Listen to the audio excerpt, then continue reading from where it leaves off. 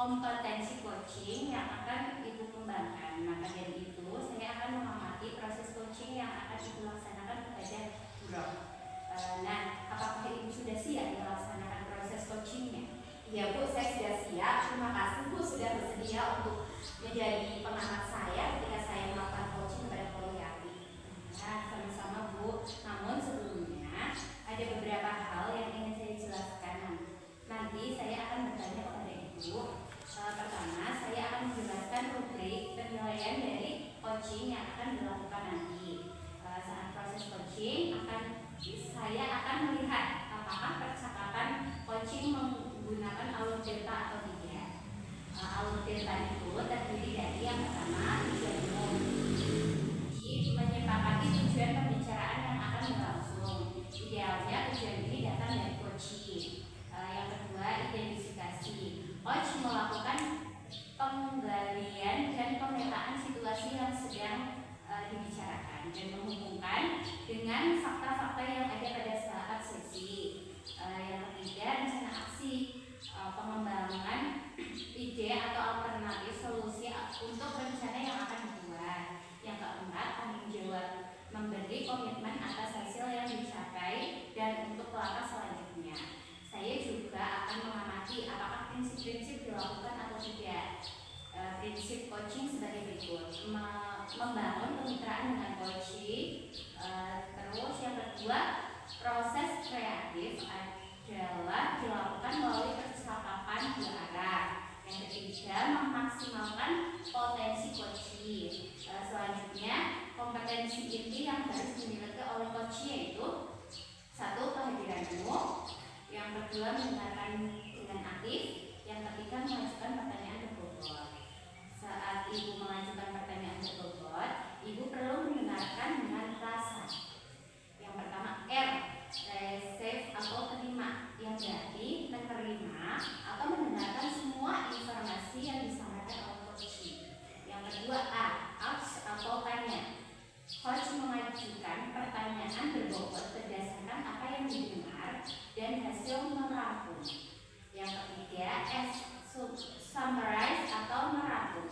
Saat coach selesai bercerita, rangkum untuk memastikan pemahaman kita sama.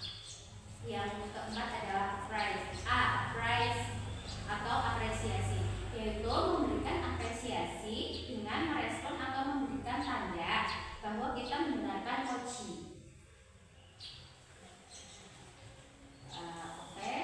Terus bagaimana Ibu? Apakah Ibu sudah jelas dengan rubrik penilaiannya tadi? Sudah jelas Bu. Jadi nanti dalam proses coaching saya akan melaksanakan percakapan dengan alur delta. Kemudian saya juga akan menerapkan prinsip-prinsip dan kompetensi inti dalam coaching. Izinkan saya bertanya ya Bu, dalam hal ini kompetensi coaching apa yang ingin Ibu kembangkan?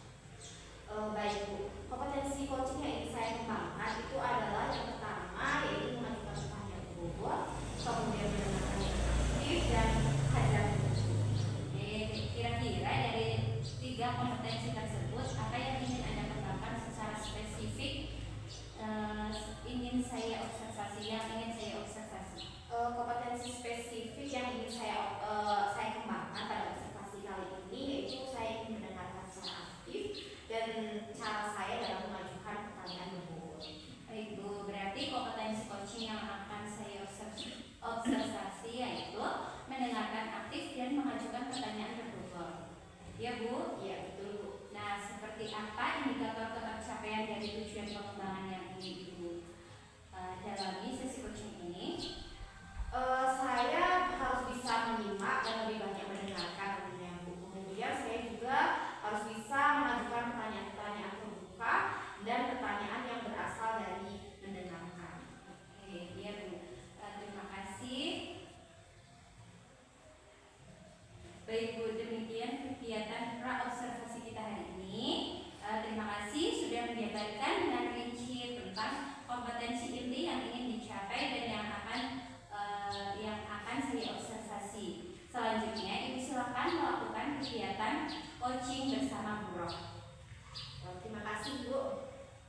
Ya, nanti setelah Ibu selesai melakukan coaching, kita akan berbincang lagi ya Bu hasil proses coaching yang akan Ibu lakukan. Sampai bertemu lagi Bu Isti. Iya, Bu Asri. Assalamualaikum Bu Isti, bagaimana kabarnya? Waalaikumsalam Bu Rohyati. Alhamdulillah baik sekali nih Bu. Bagaimana kabar Bu Rohyati? Alhamdulillah baik juga Bu. Ada apa nih Bu? Sepertinya ada hal yang penting yang kita obrolkan. Oh iya nih Bu, mohon maaf sebelumnya. Kalau boleh tahu apa hari ini Bu Isti sedang sibuk? Mudah-mudahan sedang tak sibuk ya Bu. Oh iya Bu, alhamdulillah kebetulan hari ini saya cukup santai Bu. Memang ada apa ya Bu? Iya Bu, mohon maaf sebelumnya. Kalau boleh saya mau ngobrol sebentar Bu, 10 sampai 15 menit lah Bu. Saya sedang bingung nih Bu, mungkin dengan ngobrol sama Ibu Isti nanti saya bisa mendapatkan sesuatu yang saya harapkan. Oh iya Bu, Ibu ingin mendapatkan solusi dari masalah yang sedang Ibu hadapi ya Bu. Memang Ibu sedang ada masalah apa sih Bu? Iya nih Bu, saya mau cerita.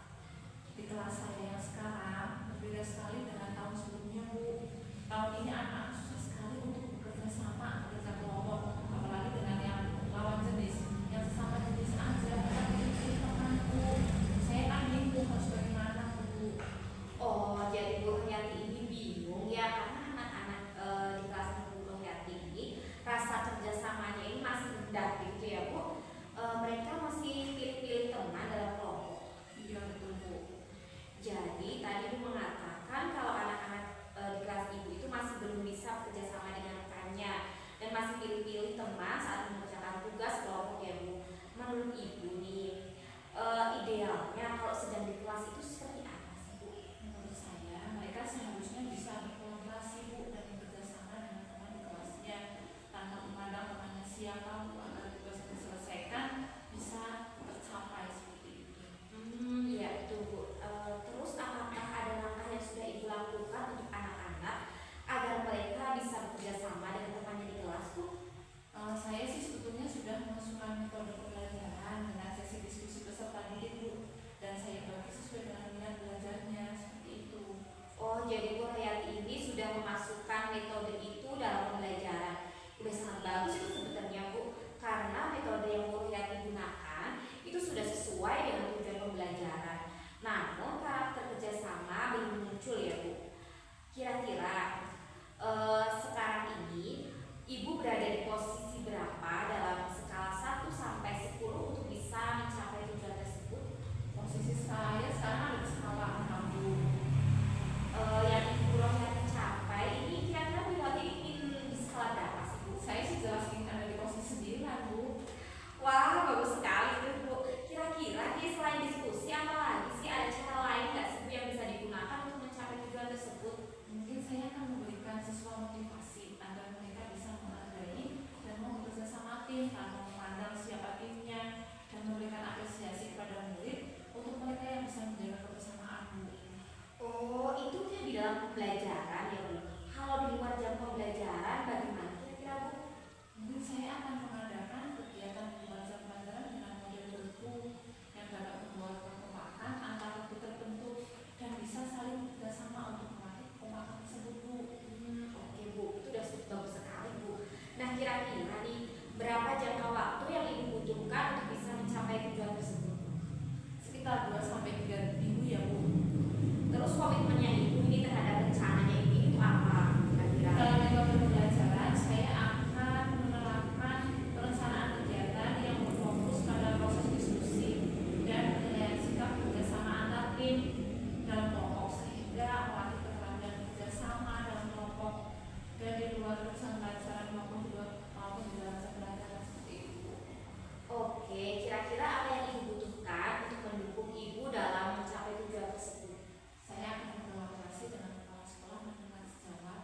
Barangkali ada yang bisa atau perlu direvisi dalam pelajaran saya Bu. Alhamdulillah Bu, itu luar biasa sekali rencana Bu Rohyati. Menurut Ibu, apa yang didapatkan kita ini dari percakapan kali ini? Dari percakapan kita, saya mendapat solusi Bu dari persoalan yang saya hadapi. Alhamdulillah Bu,